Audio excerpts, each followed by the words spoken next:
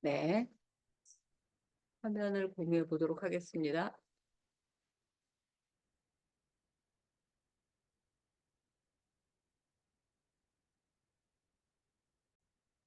네, 잘 보이십니까?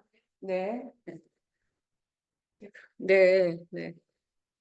자, 오늘은 1강이에요. 그래서 재미있는 월윤석보 세계와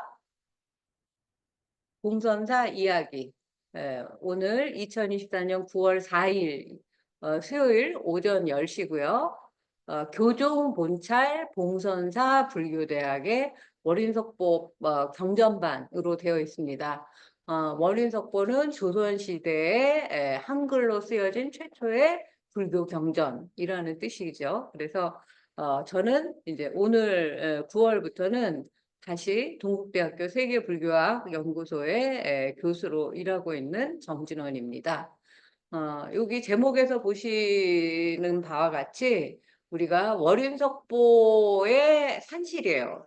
이 교종 본찰 봉선사. 교종은 가르칠 교자, 으뜸, 우두머리, 그 마루 종자를 써서 조선시대에 선교 양종이 있었어요. 세종시대에, 오교부산에서 고려시대에. 그래서 선종 본찰은 지금 강남 봉은사예요. 그리고 교종 본찰은 봉선사입니다. 그래서 선종은 그야말로 참선을 이제 그 종지로 하는 그러한 우두머리 사찰이 이제 봉은사고, 어, 가르칠 불교 경전, 부처님의 말씀 이런 것들을 이제 으뜸으로 삼는 우두머리 사찰은 교종 본찰이라고 하는데, 그것이 봉선사인 이 유서 깊은 절에서 공부를 하게 됐고, 월인석보는 세조가 쓰신 건데, 이 봉선사가 마침 세조가 돌아가신 광릉을 지키는 능찰이라 그래요. 능침사찰. 그래서 능침사찰이기 때문에 이 곳에서 제 생각에는 아마 여러분들은 저도 마찬가지고 전생부터 이 월인석보하고 모종의 인연이 있어서 오늘 이 자리에서 만나게 된 거라고 생각이 듭니다. 네. 한번 월인석보의 이야기도 금생에 한 번쯤은 읽어보면 좋겠다라는 생각을 갖고 계실 테고, 그리고 이 유서 깊은 봉선사라는 절에 대해서도 궁금하실 것들이 많이 있고, 또 특히 불교에 대해서 그 잘 모르는 외국인이라든지 또는 이제 종교가 불교가 아닌 비불자인 경우에는 봉선사라는 절을 통해서 불교 문화와 역사를 공부해 보시는 것도 의미가 있을 것 같습니다. 그래서 오늘 제가 이제 오리엔테이션으로 이 책을 그 공부를 할 수 있을지 다음 시간부터 할 수 있을지는 모르겠는데요. 이 책이 그 저희의 교재입니다. 월인석보 훈민정음의 날개를 달다. 조계종 출판사에서 제가 2019년에 출판한 책이고요. 이 책은 지금 그 당시에 2019년에 올해의 불서 우수상에 선정되기도 했던 그런 저에게는 굉장히 의미 있는 책이기도 합니다. 어, 그리고 이제 제가 강의 계획표를 그 봉선사 홈페이지에 올려달라고 부탁을 했는데 며칠 전에 봤을 때는 안 올려져 있었어요. 아마 이제 제가 오늘 다시 포교 팀장님한테 부탁을 할 텐데, 오늘은 이제 오리엔테이션이고 이거는 이제 지난 학기에 1권을 했을 때 그래서 지금 운하당 오후 1시가 아니라 저기 오전 10시로 바꿔야 되는데 제가 못 바꿨고요.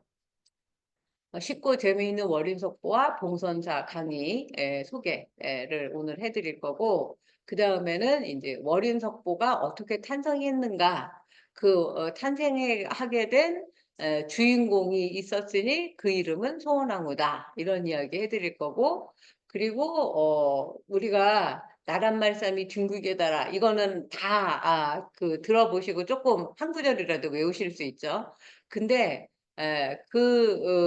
훈민정음 해례본의 서문도 우리에게 정말 중요한 이야기지만 그것과 똑같은 그 형식을 가지고 진짜 심금을 울리는 두 임금의 글이 있었어요. 그게 인제 석고상절 서문이고 월인석고 서문인데 석고상절 서문은 훈민정음 서문하고 거의 내용과 형식이 일치합니다. 그래서 고것도 이제 공부를 할 거고요.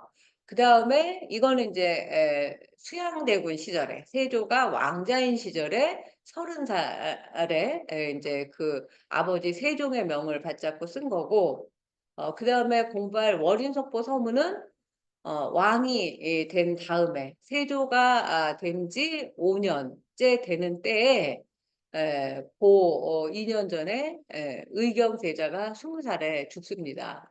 인제 맏아들이고 또 세종과 소원하고 부모의 명복을 빌고 그리고 사실은 대의명분은 그거지만 세조가 어떻게 왕이 됐는지는 다 아시죠? 그 조카 단종을 죽이고 그 한 살 아래인 아주 이제 거의 진짜 쌍벽을 이루는 어 안평대굴이라는 연년생 동생이 있었습니다. 동생도 죽이고 그리고 다 아시다시피 그 유명한 사육신, 사육신만 6 명만 죽인 게 아니고 그 가족이 전부 다 뭐 3 대 저기 삼족을 멸하는 그 멸문지화를 당합니다. 그러니까 굉장히 많은 사람들을 죽이고 자기가 왕이 돼서 왕 노릇한 지 5 년이 되고 나서 이제 얼마나 자기가 큰 잘못을 했는지 그리고 그 잘못을 멀쩡하던 큰아들이 20살 아들이 인제 요절하는 것을 보고 자기의 벌을 아마 아들이 대신 받았다고 생각을 했던 것 같아요. 그래서 그 임금의 옷인 뭐 골령포 다 벗어 던지고 정말 인제 한 일개의 아버지로서 한 인간으로서 참회록을 쓰는 그런 내용이 월인석보 서문이어서 아마 같이 읽다 보시면 좀 울컥하시거나 그런 누가 돌아가셨거나 인제 자기가 살아생전 잘 못했던 그런 인제 추억이 있다면 좀 이제 가슴도 아프고 눈물도 좀 날 만큼 굉장히 감명 깊은 글을 읽게 되실 겁니다. 그래서 그걸 통해서 인간 세조의 그냥 잔악무도하고 조카를 죽이고 왕위에 눈이 먼 그런 포악한 임금인 줄만 알았던 세조의 슬픈 뒷모습을 우리가 인간적으로 들여다보게 될 것이고요. 그리고 월인석보라는 책은 도대체 무슨 의미와 무슨 가치를 가지고 만들어졌을까? 그것도 서문에 나와 있습니다. 그래서 인제 서문만 읽어도 월인청강지곡과 석보상절의 의미가 도대체 무엇인지 우리 이름만 알고 제목만 알고 있지 않습니까? 예. 고런 이야기들을 이 월인석보 서문이 굉장히 깁니다.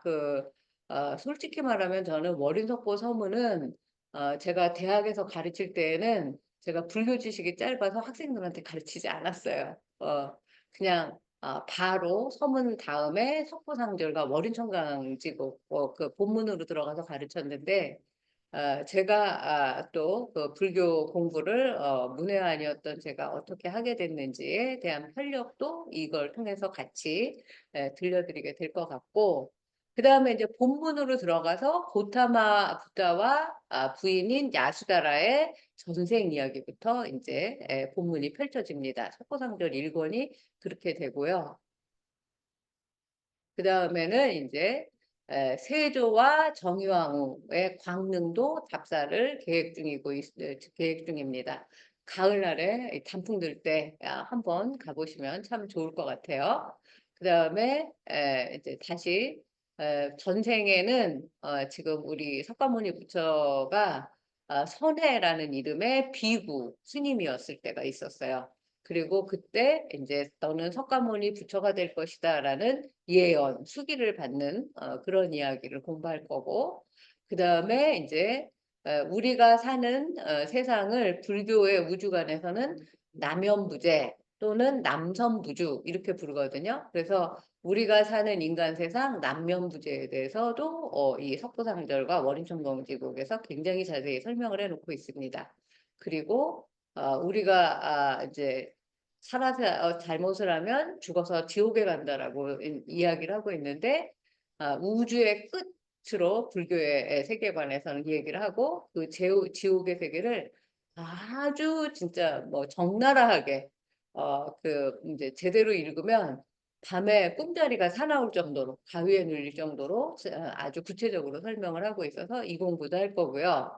그리고 우리가 남선부주라는 이제 그 일종의 섬이에요. 그리고 그 본토에 해당되는 것은 수미산이라고 부르는 굉장히 이제 하늘 끝까지 그 올라가는 그런 커다란 산에 중턱에 사천왕이 사는 하늘 세계가 있습니다.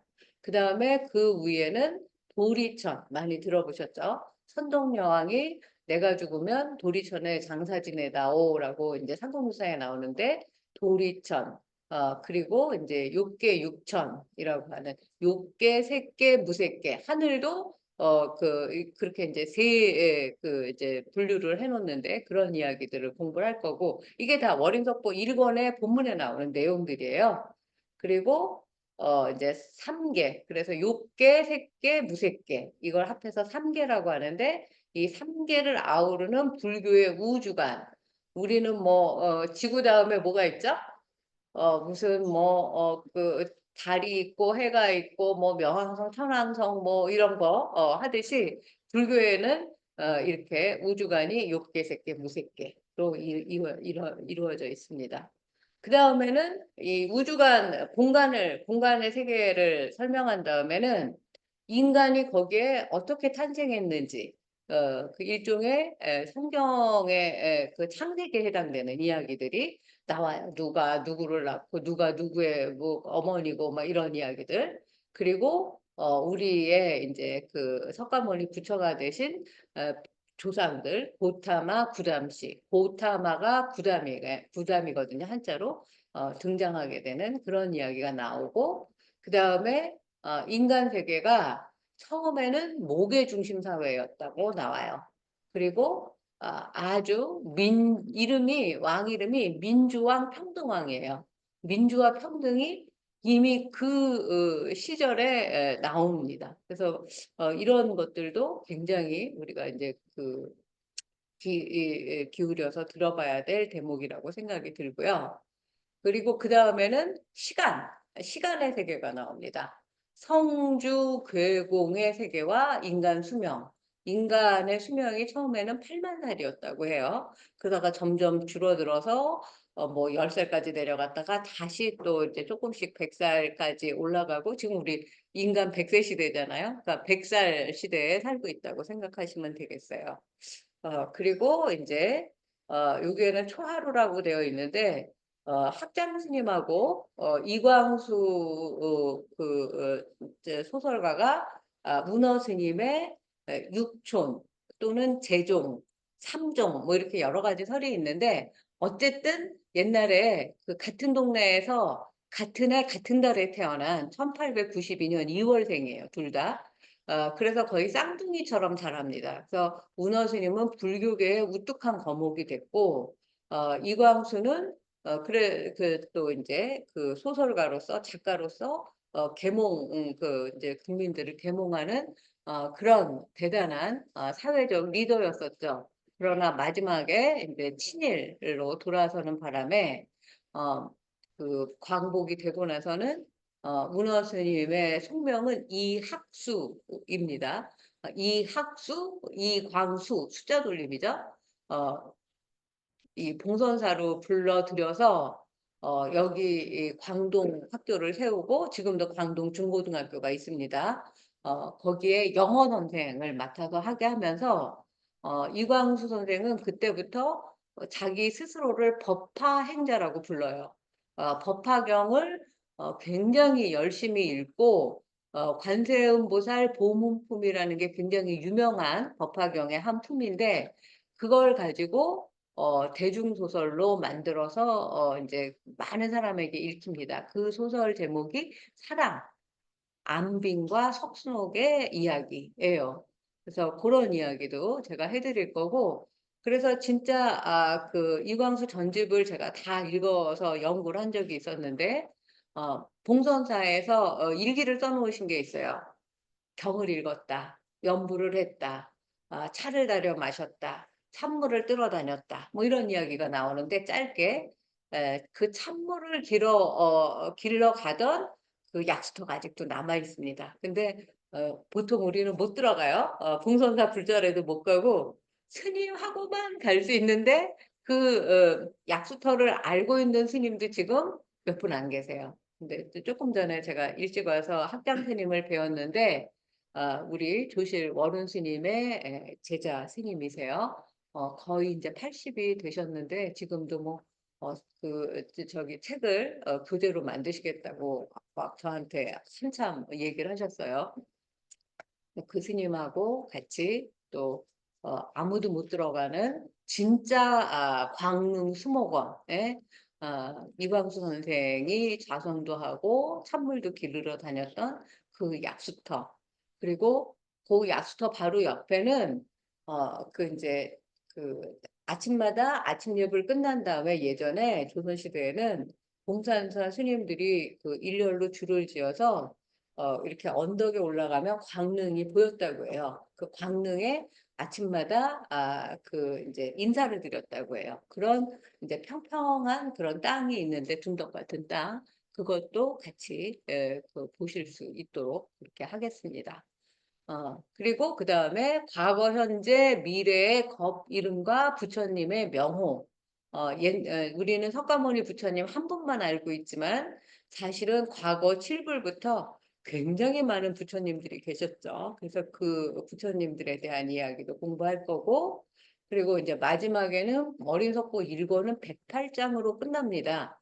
근데 자연스럽게 108장으로 끝나지 않고 중간에 쓰다가 만 것처럼 108장이 끝나요. 그래서 도대체 이 108장으로 끝내려고 무지무지 노력한 그 다빈치 코드, 수수께끼는 뭘까? 이런 이야기들도 같이 해 보려고 합니다. 그리고 원인석보와 이 교종본찰 봉선사가 앞으로 어떻게 같이 상생해서 나갈 수 있을지, 그리고 21세기 봉선사의 미래와 위상은 이 월인석고를 어떻게 잘 소위 경전으로 발전시킬 수 있는지, 그것이 교정불찰 봉선사의 정말 그 어떤 불교의 어떤 정신, 저 가치를 이제 그 모토로 이제 지키고 있는 그런 본찰이 되어야 한다. 이런 이야기들을 하면서 총정리를 하려고 합니다. 음. 혹시 여기까지 질문 있으실까요? 그 줌에서도 저기 궁금하신 거 있으면 언제든지. 이광수 여기에 그러니까 저 물건이다 가지기 전까지 몇 년간 여기가 그 50년도에 끌려갔죠. 그리고 여기 이제 광복 직후에 이제 거의 돌 맞아 죽기 직전까지 갔지 않습니까? 그래갖고 근데 한 그 45년 이후에 이제 그 불러들여서 여기 가까운데, 또 신기하게 단종의 부인 정순왕후의 사릉이 또 요 근처에 있어요. 그 사릉 근처에 그 이제 부인 허영숙 인제 선생하고 같이 그 가족이 이렇게 또 모여서 살았다고 해요. 그래서 거기도 인제 우리가 찾아가 보려고 했는데, 거기가 다 지금 인제 변해서 아마 이쯤일 거다. 이 정도의 추정만 할 수 있고, 그 이광수와 관련된 살았던 그런 집터 같은 거는 인제 흔적이 없는데, 이 근처에서 살았어요. 예. 그러니까 그 말년을 여기에서 보냈다고 보시면 되죠. 때문에 이제 이쪽 그쵸, 그쵸. 예. 음. 운어 스님이 인제 그 친일 반역 이런 걸로 이제 그 묻 대중들의 그 이제 손가락질과 인제 그 돌팔매를 받으니까 봉선사로 들어오라고 해서 들어온 이야기들이 이제 또 전해지고 있습니다. 그 이광수 전집에 보면 그런 내용들이 굉장히 자세하게 나와 있어요.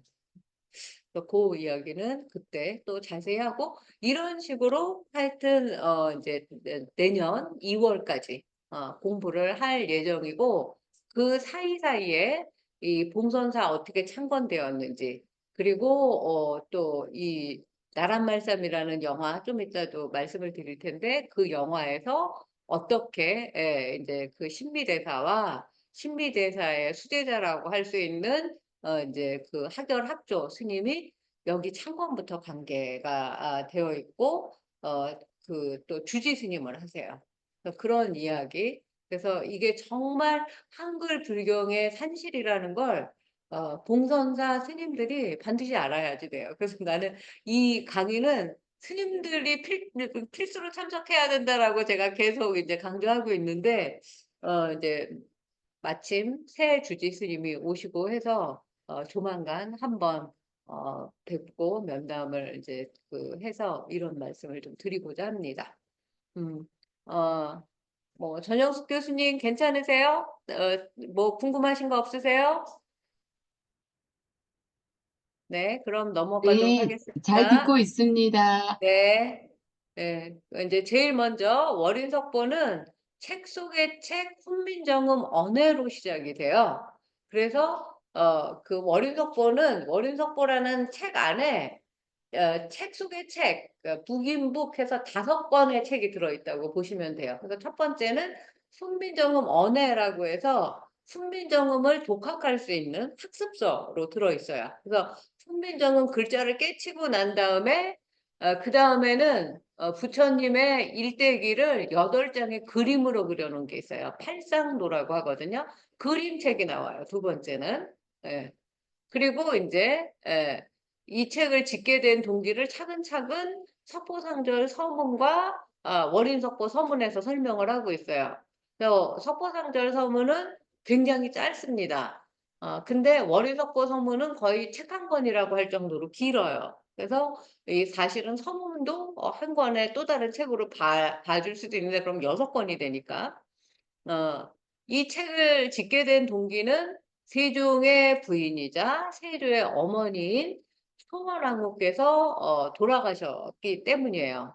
마침 훈민정음 반포를 하는 1446년 3월에 승하를 하시고 그 6개월에 훈민정음 반포를 하죠.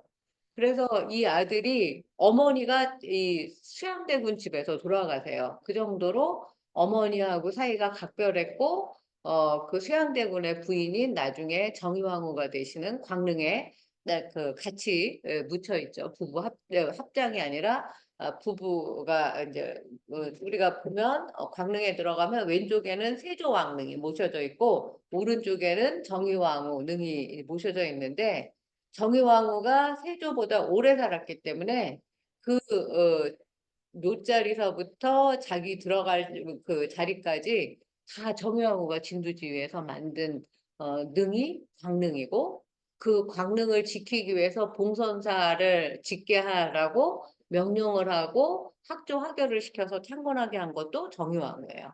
그래서 사실은 세조만큼이나 정의왕후가 굉장히 이 그 봉선사와 한글 경전인 월인석보 또 무슨 능원경원에 뭐 원각경원에 금강경원에 반야심경원에 이 모든 언해들의 10년 동안 그 훈민정음으로 만드는 마무리 작업을 정의왕후가 다 합니다. 그래서 정의왕후도 정말 재조명해야 될 인물이라고 저는 생각을 하죠. 소원왕후가 돌아가셔서 극락왕생을 위한 발원문으로 이 석보상절과 청강지곡을 짓게 되는 거예요. 그래서 1447년에 석보상절이 10달 만에 24권이라는 대작이 완성이 되자 세종이 그걸 보자마자 몸소 친히 600수에 가까운 지금 583수까지 남아 있는데 그게 끝이 아니에요. 그렇기 때문에 저는 한 600수 정도로 이제 어림짐작을 하고 있는데 장편 대서사시를 부자가 만듭니다. 그리고 이제 그 수양대군이 그때 수양대군은 30살, 엄마가 돌아가셨을 때 에, 세종대왕은 50살이었어요. 그래서 그 두 부자가 정말 혼을 담아 써내려간 훈민정음으로 된 노래책과 산문책, 이게 이제 합해서 월인석보가 나중에 되는 건데요. 1459년에 세조가 이제 이 책을 만들게 됩니다.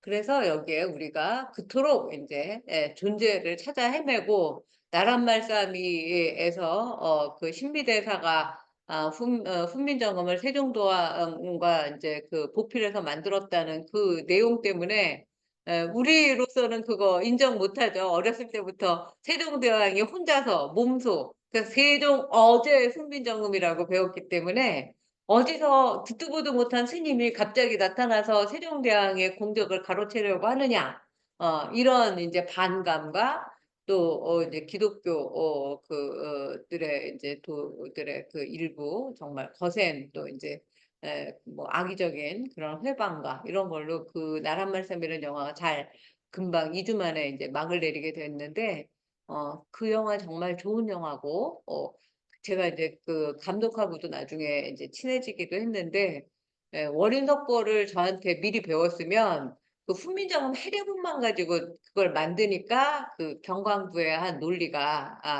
이제 세워지지가 않았는데 월인석보 안에는 신비대사의 이름이 딱 정확하게 등장을 합니다.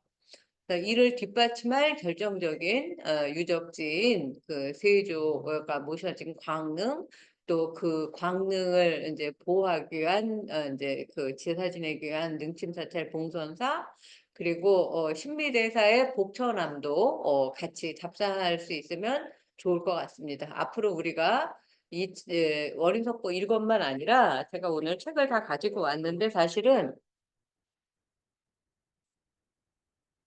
뭐죠? 오늘 공부할 책은 이게 잘 안 보일 것 같아요. 이게 여기서 잘 안 보이나요? 보이죠? 예.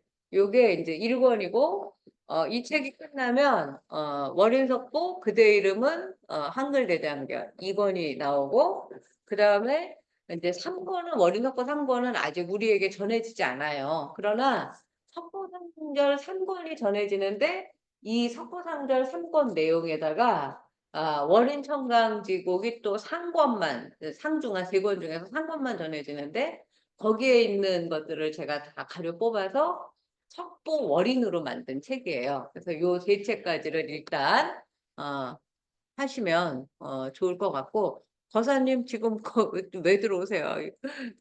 예. 그렇게 해서 이제 훈민정음이 정말 날개를 달아서 월인석보라는 책이 600년 동안 진화 발전해서 지금의 한류, 응, 응, 저기 뭐야, 이걸 꺼야 돼. 예, 저기 마이크 소거를 해주세요. 네. 그 책은 지금 언제 나왔습니까? 이 책 아직 저기 뭐야, 우리 저기 작년에 거기 문공부 문화부 사무실에서 북콘서트 한 책이 이 책이에요. 예. 음, 예. 그래서 머리석보는 이렇게 5권의 책으로 이루어져 있습니다. 그러니까 훈민정음 원에 팔상도 8장의 석가모니 일대기 그림 어떻게 태어났나, 그 다음에 뭐 도솔레이, 비람강생, 뭐 사문유반, 그 다음에 또 뭐죠? 유성출가, 설산수도, 그 다음에 수화항마, 그리고 마지막에 쌍림열반. 예. 그 다음에 월인청강지곡이라는 노래가 먼저 나오고, 세종이 지은, 수양대군이 지은 석고상절이 아들이 지은 그 산문이 뒤에 나오고, 그리고 또 하나, 이 어려운 단어를 다 한글로 풀이해 놓은 조선시대 훈민정음 대사전이 작은 글씨로 굉장히 빽빽하게 나옵니다. 그래서 이 5권의 책을 다 합해야 월인석보라는 한 권의 책이 된다. 이거를 오늘 요것만 아셔도 월인석보에 대해서 그 누구보다 많이 알아서 전달해 주실 수 있는 중요한 내용입니다. 요거 저기 뭐죠? 유튜브로 다시 녹화해서 그 유튜브 주소를 보내 드릴게요. 네.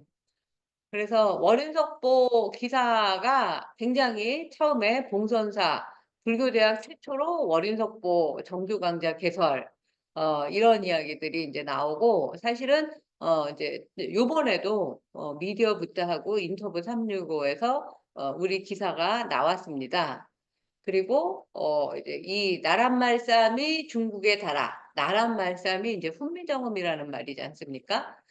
요것과 이 월인석보 훈민정음의 날개를 달다가 이 개봉하는 날 같이 출간돼서 같이 인제 그 시사회와 인제 기념 사인회를 하려고 했었는데 이 시사회 하는 거보다 이 책이 2 주일 늦게 나왔어요. 그런 바람에 2 주일 만에 이게 망해서 서로 약간 슬픈 비운의 역사를 가지게 돼서 이 영화도 별로 인기가 없었고 이 책도 그래서 별로 많이 안 알려진 그런 인제 좀 불운한 그런 게 있었지만 저는 인제 절호의곡이 될 거라고 믿습니다.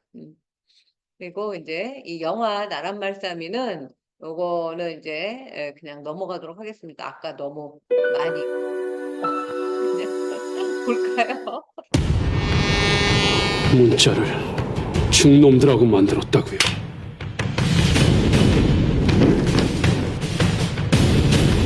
굳이 왜 문자를 만들려 하십니까? 세상의 모든 지식을 백성들에게 나눠주고 싶다. 그게 나쁜 거냐?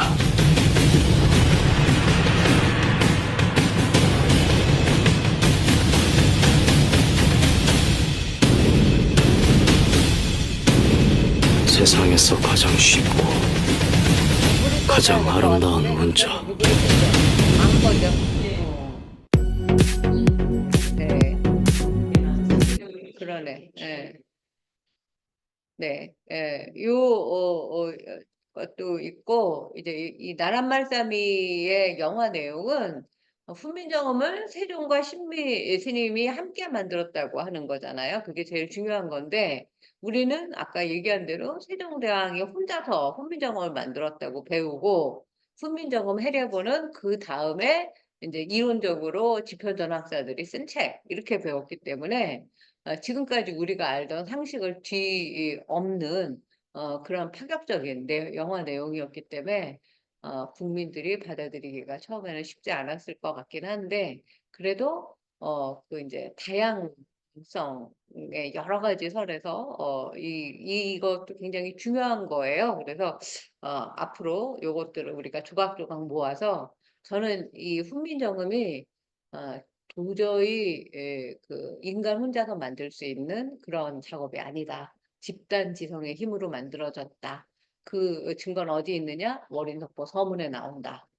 그리고 그다음에 제가 또 1년 연구 프로젝트로 선정된 내용이 에 훈민정음 능엄경이 있어요. 또 마침 봉선사가 능엄경의 대본산 능엄도량이라고 불러요. 그 발문 후기에 어떤 형식으로 수십 명의 다 합하면 한 100명 가까운 인제 그 왕서부터 왕실 가족, 신하, 뭐 상궁, 나인 뭐 이름 없는 뭐 검둥이, 말똥이까지 다 이름이 나와요.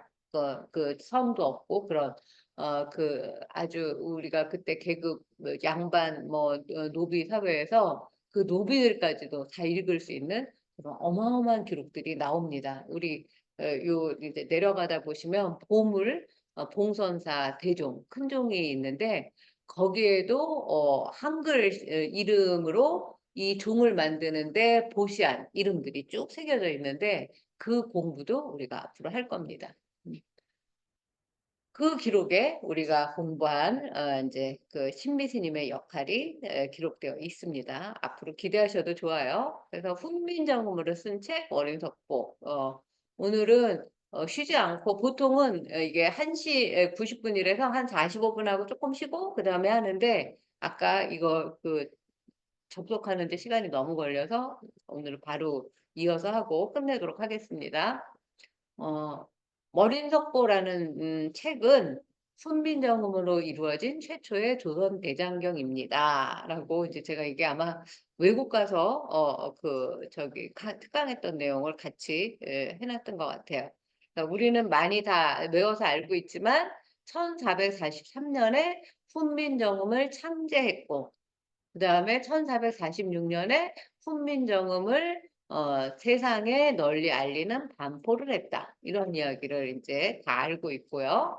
그리고 월인석보라는 책은 1447년에 석보상절 24권을 완성을 합니다. 그 석보상절의 석보와 또 이게 언제 정확하게 기록이 나와 있진 않아요. 월인천강지가 언제 완성됐다. 그러나 이내 곧 세종이 막대기로 장단을 맞추면서 곡조를 지어서 월인천강지곡을 600수 가까이 만들었다라는 기록이 또 나옵니다. 월인천강지곡의 월인, 이 석보와 월인을 그럼 이름이 원래는 석보월인이 되어야 맞죠. 근데 아들인 수양대군이 아버지 글을 자기 뒤로 놓을 수가 없어서 아버지 글을 앞으로 세웁니다. 그래서 이름이 월인석보가 되었다.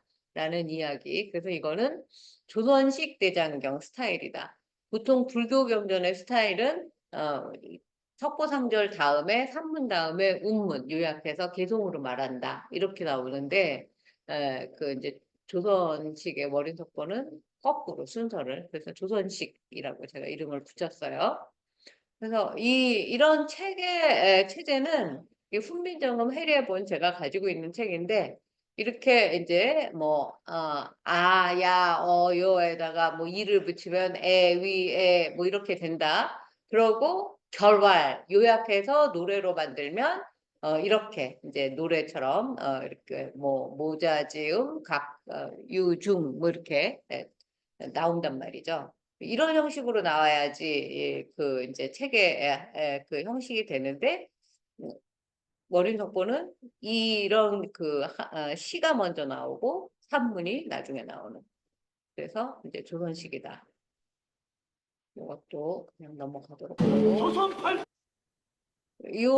나중에 제가 이제 이 영화의 자문을 맡아서 나중에 책 거의 다 이제 완성이 된 다음에 들어갔기 때문에 이 월인석보를 알려주고 탄탄하게 하는 그거에는 미치지를 못했지만 어쨌든 저도 참여를 했습니다.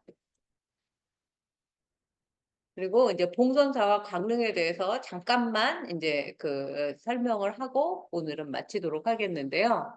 1468년에 세조가 돌아가세요. 왕노릇을 한 13년, 14년밖에 하지 못합니다. 그러니까 진짜 뭐 건불 10년 뭐 이런 말 있지 않습니까? 어떤 권력도 10년을 넘지 못한다. 근데 이제 10년 남짓하려고 그만한 사람을 죽이고 또 그 다음에 지금 상원사의 문수보살 복장에서는 세조의 속적삼이 나왔죠. 이제 과학이 발달돼서 속적삼이 막 피고름이 묻어 있고 막 이래요. 그걸 분석을 해보니까 지금의 나병이었다고 해요. 그러니까 뭐 살이 썩어 문드러지고 뭐 그러니 법주사에도 가면 세조가 목욕탕 못이 있죠. 상원사에도 문수동자한테 등 밀어 달래 놓고 너 어디 가서 임금 등 밀었다고 말하지 말아라 뭐 이렇게 얘기하니까 문수동자가 당신도 문수보살한테서 등 밀어 달랬다고 말하지 마십시오. 뭐 이런 전설이 내려오지 않습니까? 그러니까 온천을 굉장히 많이 다녔어요. 그래서 그런 이야기들. 예종은 이제 아들인데 예종도 한 1년 2개월밖에 살지 못하고 죽습니다. 그 다음에 이제 성종이 나오는 거죠. 예종 1년에 세조의 왕비인 정의왕후 윤씨가 세조를 추모해서 능침을 보호하기 위해서 처음에 89칸짜리 절을 지은 것이 봉선사라고 해요.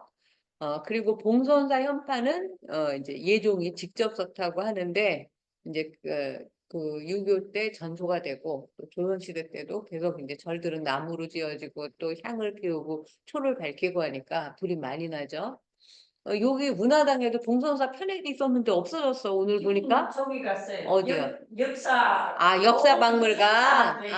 그 현판만으로도 예. 유명한 이제 오래돼서 서울에 계시는 분들은 그 조계사 그 저기 뭐야 역사박물관 예 예예예. 거기에서 전시를 하고 있대요 봉선사 유물. 12월 1일까지. 그러니까 한번 같이 가시자고요 또. 네네. 예. 오늘 그거 음. 어제 이웃해가지고 오늘 그거 그랬구나. 하는 근데 거예요. 여기 봉선사가 써 있어서 황현탁 원장님 오셔가지고 제가 예. 보여드리려고 그랬는데 없어진 거예요. 그래서 예. 어디다 갖다가 놨나. 지금 가고 또 있어요. 오늘 역사박물관. 역사적인 날이어서 그걸. 내일부터 일반에 공개될 거예요. 그렇군요. 오늘 그래서 제가 또 여러분들 모시고 가겠습니다. 네. 전영수 선생님 같이 가시죠. 예. 현재 보물 397호로 지정돼 있는 봉선사 대종. 그 위에 있는 종은 새로 만들어서 쳤고요. 그 아래 있는 종을 치나? 아래 예. 있는 종이 옛날 거죠. 예예예. 아래 있는 종은 보물이라서 이제 모셔놨어요. 그러니까 네. 종각이 2층으로 돼 있어서 네. 똑같은 종이 두 개 있는데 하나는 새 종이고 하나는 옛날 종. 그리고 이제 그 명종 5년에 이 절은 선교 양종 중에 교종의 수사찰, 아까 그 가르침, 수사찰, 머리 숫자 써갖고 으뜸사찰로 지정이 되어서 전국의 스님들 신도에 대한 교학을 진흥시키는 중추적인 기관이 되었고, 원훈 스님이 언제 돌아가셨죠? 작년에 돌아가실 때까지 그 교종 본찰의 학승 대표적인 우리나라의 학승으로 이제 그 정신적 지주 역할을 하셨고 그 이전에는 조금 전에 말씀하신 이광수의 제종이신 운어 스님께서 그 역할을 해서 고려대장경, 한문대장경을 다 동국역경원에서 한글대장경으로 이제 번역하는 대불사를 시작했고 그 완성을 그 제자인 조실 월운 스님이 2001년도에 끝내셔갖고 그때 상도 받으시고 그랬죠 정부에서. 그런 이제 유서 깊은 절입니다. 근데 지금 이 교종의 명맥을 그래서 아까 학장 스님하고 이제 저하고 여기 책임지고 스님 오래오래 건강하셔가지고 그 명맥을 스님께서 이어가셔야 됩니다라고 말씀을 드렸어요. 그리고 이 교종 본찰의 한글 대장경의 역사가 이렇게 유구하니까 소위경전은 저는 월인속보가 되어야 한다라고 생각을 하고 있습니다. 임진왜란 때 이제 다 이 절이 다 불탔었어요. 그런데 그 이듬해 바로 이어서 1592년에 전소가 됐는데 1593년에 주지 스님인 낭해 스님이 바로 중창을 해요. 또 1636년에 병자호란 때 다 불탔는데 1637년 또 그 이듬해에 또 주지 스님이 바로 중창을 해요. 그러니까 이 절이 얼마만큼 중요한지 보통 절이 한 번 타면 다 빈터만 남잖아요. 그래서 우리가 그 폐가지에 칸 하나만 달랑 남아있는 그런 데 얼마나 많습니까? 근데 이 봉선사는 세조가 돌아가신 그 이듬해부터 지금까지 계속 면면이 이 역사를 이어오고 교종본찰로서의 위상을 지키고 오고 있고 그 절에 우리가 여기 모여서 의미 있는 수보상절 이 월인속보 공부를 한다는 것이 얼마나 진짜 전생에 공덕을 많이 쌓았나라는 생각을 하게 되는 거죠. 그리고 또 이제 그 영조 25년에 또 중창불사가 이루어지고 계속 중창불사가 이루어집니다. 그리고 아까 가서 구경하고 오셨죠? 큰 법당이라고 한글로 운어 스님이 처음으로 대웅전을 이렇게 쓰셨는데 이 이제 큰 법당이라는 편액이 전국에 가보면 이제 굉장히 많아졌죠. 한글로. 미국에 갔더니 미국에도 큰 법당이라고 써놨더라고요. 그 한국절을. 굉장히 내가 봉선사에서 모두 알리면서 제가 굉장히 뿌듯하고 되게 기분이 좋았어요. 그리고 이 탑에도 그 부처님의 진신사리가 모셔져 있죠. 그래서 기도가 잘 들어진다고 합니다. 그리고 이제 하결 스님, 그 신미대사는 왕조 조선왕조실록에 거의 간사한중, 요승, 요사스런중 이런 걸로밖에 안 나와요. 그리고 기록은 일부러 다 찾아서 삭제해버린 것처럼 기록이 거의 남아있지 않은데 하결 스님도 별로 기록이 남아있지 않아요. 학조 스님만 그 안동 학가산 출신의 그 학조 스님만 굉장히 오래 살아요. 한 5왕을 모시고 나중에는 승왕이라는 법호를 받아요. 승려 중에 왕. 그래서 하결 스님이 이 봉선사에 굉장히 중요한데 지금 옛날 조선시대에 진관사도 굉장히 중요했어요. 지금도 왕실 음식에 이제 대가들이 이제 전수한 그 사찰 음식으로 진관사 굉장히 유명하지 않습니까? 진관사를 중창한 스님이 하결 스님, 세종 때. 그 다음에 이제 대자암, 이 대자암은 옛날에는 대자사라고 불렀는데 지금 일산의 동국대병원 있는 근처에 지금도 이 이름이 남아있고 그 절타가 남아있어요. 그리고 또 세조 11년에 그 이제 문수동자의 일화가 있는 상원사를 또 중창하는 소임을 세조가 맡깁니다. 그리고 또 13년에는 또 낙산사를 중창하라고 합니다. 그러니까 하결 스님은 학문으로도 뛰어났지만 그 조선시대의 유교 입국 시대에 굉장히 많은 불사를 하신 스님이에요. 이게 이제 왕의 비호가 없으면 불가능한 일이죠. 그리고 이제 예종 1년에 윤달 2월에 상원사 수륙제를 또 그 실행하는 설행하는 그 이제 소임 역할을 맡고 또 낙산사종을 안동에서 운반하는 소임을 또 맡습니다. 그리고 여기 이게 제일 중요한데 봉선사 창건봉사에 참여를 한다. 이렇게 나와 있어요. 그리고 7월에는 낙산사 공사를 완료하고 낙성법회를 했고 낙산사에 주석을 했고 상원사에 주석을 하다가 성종 14년에 입적하셨다. 이렇게 하결 스님이 요 정도밖에 이제 남아있는 게 없는데 그 중에서 중요한 건 우리 여기 1469년 세조 임금이 돌아가신 1년 후 예종 1년에 6월에 봉선사를 창건했다. 이게 굉장히 중요한 거예요. 그래서 우리가 신미 대사의 수제자인 하결 스님이 지은 이 봉선사 절에서 지금 공부를 하고 있어요. 2024 빼기 1469년 해보세요. 이거 몇 년이야 도대체. 네. 이것도 제가 유튜브에서 다시 보실 수 있도록 해드리겠습니다. 그리고 이제 그 보통 부처님 옆에 그 저기 좌우 협시보살이라고 있어요. 이제 좌우에서 보좌한다. 그래서 근데 이 신미대사도 거의 해각 존재잖아요. 지혜 해자, 깨달을 각자. 그러니까 조선시대 부처님으로 왕이 모신 거예요. 좌우 보초라고 할 수 있는 하결 학조 스님. 이 학조 스님은 오래 살고 그 역할을 많이 하셔서 기록이 많이 남아 있는데 이 학조 스님도 나란 말씀에서 능엄주 잘 외우는 아주 귀여운 스님 기억나세요? 그 역할이 학조 스님이에요. 그 세종 14년에 안동 그 풍산 소산동에서 출생을 해요. 안동 출신이시니까 어딘지 아세요? 네. 아직도 있나요, 이 지명이? 저는 그렇습니다. 그렇군요. 여기도 한번 가보고 싶네요. 예.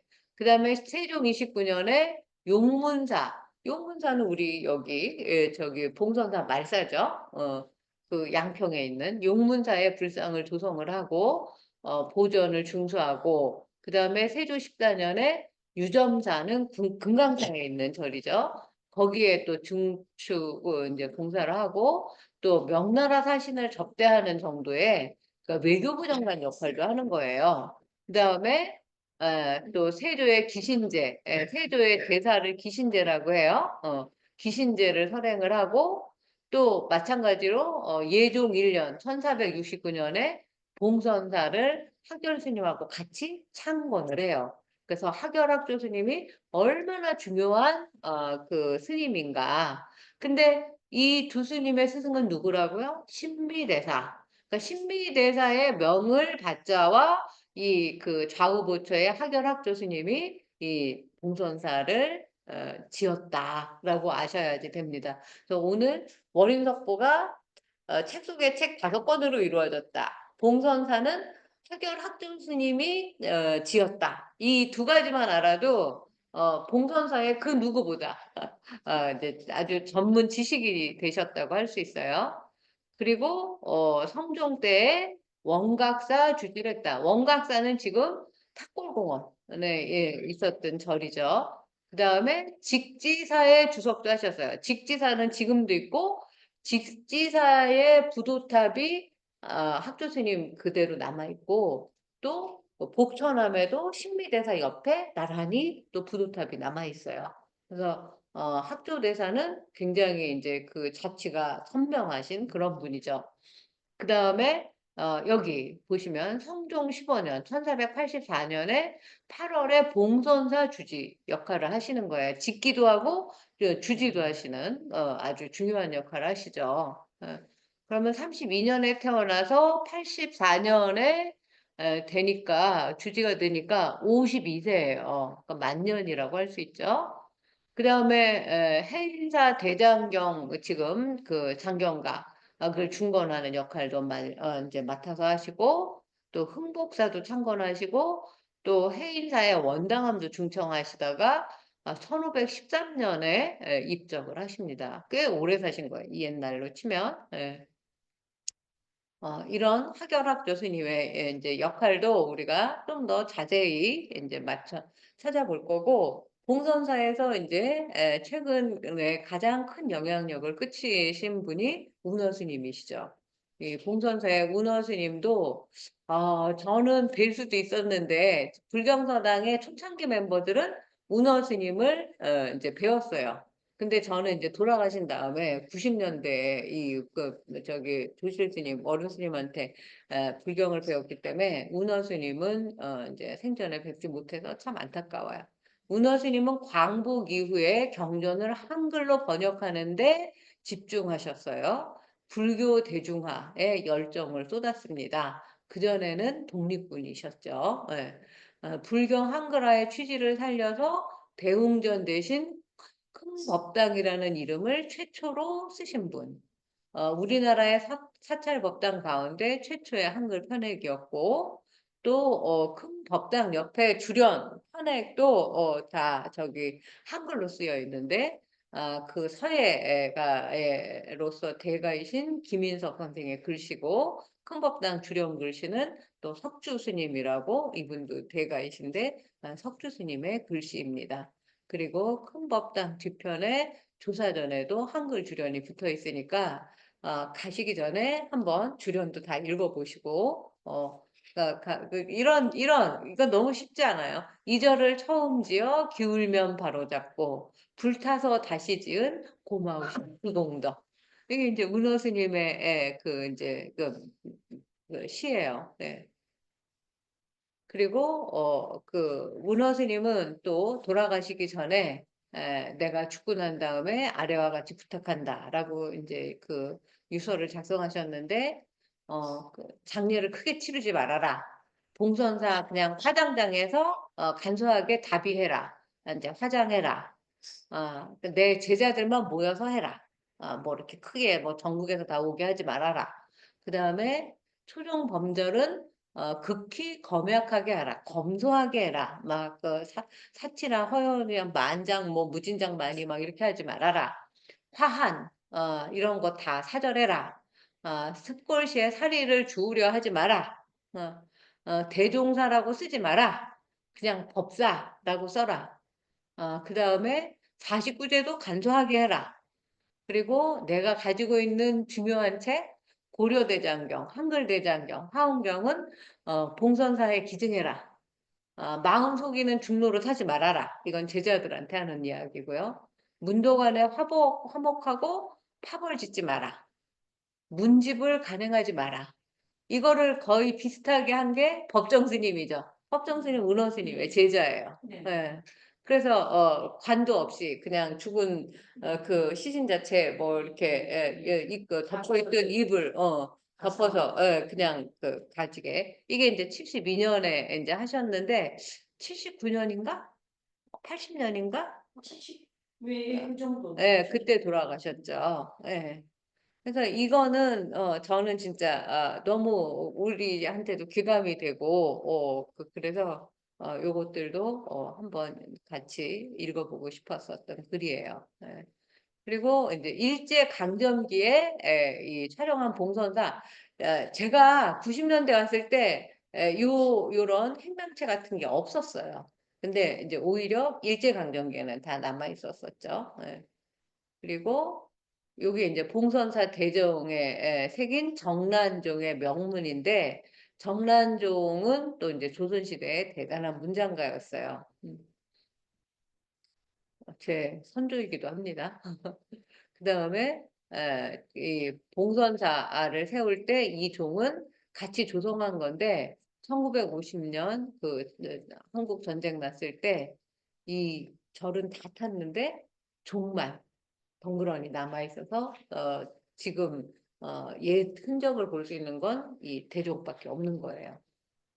이 대종은 그 보물 397호고 2m 38cm고 그 이제 지름은 168cm로 굉장히 큰 조선시대 범종이에요. 그리고 종의 그몸그통 한복판에 모든 죄가 소멸하고 공덕이 생겨난다는 의미를 지닌 온만이 반매음 6자를 이제 실단 문자로 써놨어요. 그 다음에 종의 조성 내력과 종을 만들기 위해 보시한 참여자 이름을 다 써놨어요. 여기에 따르면 1469년에 세조비 정황후가 세조의 명복을 빌기 위해서 봉선사를 세울 때 이 정도 함께 만드노라 이렇게 쓰여 있고 왕실의 발언으로 이 종을 만든다는 내용이 들어있어요. 그리고 이 종은 또 조선 초기에 표준이 되는 그런 범종이기도 하고 아주 잘 만들어진 형태가 안정적이고 무늬가 정교하게 이제 표현된 대표작으로 평가받으니까 종도 한번 가서 자세히 보시고 소원도 비시기 바랍니다. 그리고 이제 운어스님과 이광수에 대해서 제가 잠깐 여기 봉선사 입구에 들어오면 부도밭에 바로 보이니까 다들 궁금해하세요. 이게 이제 운어스님의 부도 탑이고요. 운어스님과 춘원은 육촌간 또는 이제 육촌은 제종이라고 하고 삼종은 팔촌이라고 하는데 어느 책엔 제종, 어느 책에는 삼종 이렇게 되어 있어요. 이광수가 친일 변절자의 오명으로 신변의 위협을 느끼던 광복 직후에 운어스님은 잠시 봉선사에 묵을 곳을 마련해 줍니다. 그리고 법화경을 통해서 이광수를 불교의 세계로 이끌어 줍니다. 이 이제 법화경을 쥐고 갖다 준 절이 자하문 바깥에 소림사라고 있어요. 거기에서 이제 지게 한질 7권을 직접 지고 그리고 이제 저기 이광수한테 그때는 이제 잘 나갈 때였죠. 주었다고 합니다. 이광수는 6.25 전쟁 때 납북되었으나 이런 인연으로 1975년에 봉선사에 이광수 기념비가 세워졌다. 그러니까 한 몇 년간은 머리를 깎지는 않았지만 수행자로서 봉선사의 수행자로서 굉장히 이제 참여하면서 열심히 살았던 그런 기록들이 이광수 전집에 남아 있습니다. 그리고 여기에 봉선사에 또 보물이 하나 있는데 비로자나 삼신괴불도 우리 이제 바깥에서 대웅전 저기 큰 법당 바깥에서 이제 법회할 때는 이 괴불을 또 펼쳐놓고 합니다. 그리고 그 비로자나 삼신괴불도도 왕실에서 이제 만들어 놓은 건데, 그 비로자나 삼신불과 그 권소공 가족이라는 뜻이에요. 보물 1792호로 8m, 굉장히 크죠. 가로 4.5m. 이제 요것도 제가 따로 한번 강의를 할 겁니다. 영조 11년에 상승 이 씨가 숙종의 후궁이었던 영빈 김 씨의 극락왕생을 빌기 위해서 이제 상궁이 씨가 함부로 만든 게 아니라 왕의 명령을 받고 지시에 따라서 왕실 발언으로 만든 보물괴불도라는 거예요. 예. 화면 아래쪽에는 보살 굉장히 아름답게 이제 그려져 있어요. 확대해서 보실 건데 나중에 범천, 재석천, 10대 제자, 이제 음악을 연주하는 그 이제 연주자, 주악천인이라고 하고 용왕, 용료 등을 가득 그려 넣은 아주 보기 드문 그런 괴물입니다. 매우 힘차고 생동감이 넘치고 짜임새가 있는 그림이라는 평가를 받고 있고 황색, 청색, 녹색으로 이제 아주 밝고 화사하게 그려진 그림이고 이제 그 궁중의 화원들이 그린 그림들이에요. 아주 그 왕실 발언 불화의 높은 수준을 보여주는 그런 보물이다.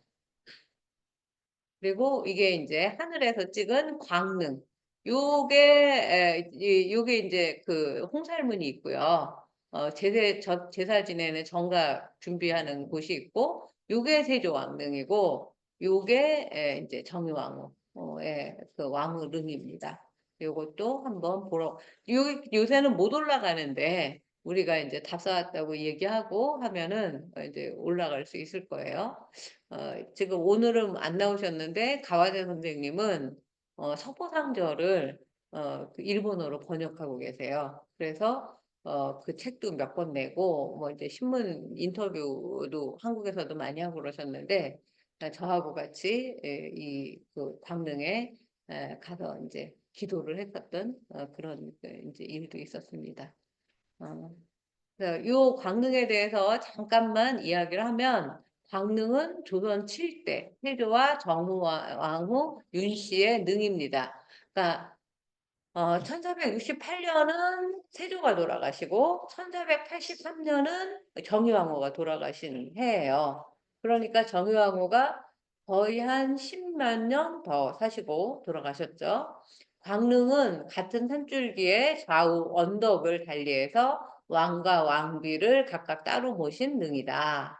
그리고 중간 지점에 정자각을 하나 세웠다. 이거를 같은 동산에 같은 동원 이강 같은 그 산에 따로따로 그 이제 봉분을 세운 그런 형태의 능이다. 이런 형태의 능은 최초로 조선시대에 조성이 되었대요. 그리고 정장학에서 봤을 때 왼쪽에 세조, 오른쪽이 정의왕후. 세조는 또 마찬가지로 내가 죽으면 속히 썩어야 하니 석곽을 만들지 마라. 그러니까 이 왕실 능을 하나 만드는데 백성들이 엄청나게 많이 동원이 되고 그 폐해가 굉장히 심각했다고 해요. 그러니까 이 석실이나 석곽을 만들지 말고 병풍석도 세우지 말아라 라는 유언을 남겼어요. 그래서 그 유언에 따라서 능을 이제 그 회벽으로 바꾸고 부역 인원을 그 백성들이 와서 일하게 하는 그 부역을 반으로 줄이고 비용도 절감했다. 이런 기록이 남아 있습니다. 그리고 봉분 주위에는 병풍석을 없애는 대신에 12지 신상은 난간석에 동자 석주에 옮겨 새기는 그런 이제 제도도 만들었고 또 이제 능침 아래에는 정자각, 비각, 홍살문 등이 이제 남아 있어요. 요런 정도로 보시면 될 것 같습니다. 이제 광릉의 역사까지만 할게요. 1468년 예종이 즉위하는 그때에 세조가 수강궁에서 52세로 세상을 떠납니다. 그리고 같은 해에 광릉을 조성했는데 이 광릉도 원래는 정흠지의 산소였어요. 동래 정씨, 제가 동래 정씨인데 선조들이 묻혀 있는 능인데 세조가 여기 광릉에 묻히면 조선 왕조가 500년 유지할 수 있을 것이다라는 직관의 말을 듣고 정흠지는 이제 여기서 조금 떨어진 곳에 따로 이장을 해서 이제 묻히고 광릉을 세웠다. 뭐 이런 이야기들이 전해집니다. 그러니까 세조에 대한 이야기, 이런 것들은 정유왕후에 대한 이야기는 제가 또 나중에 할 거고, 이 사진만 보여드리고, 이때는 조실 스님이 그 생존해 계셨어요. 여기 다경실, 여기가 원래 그 이광수가 거처하던 곳이었어요. 그래서 저하고 같이 다경실이라고 쓴 데에서 제가 인터뷰하러 왔었거든요. 그때.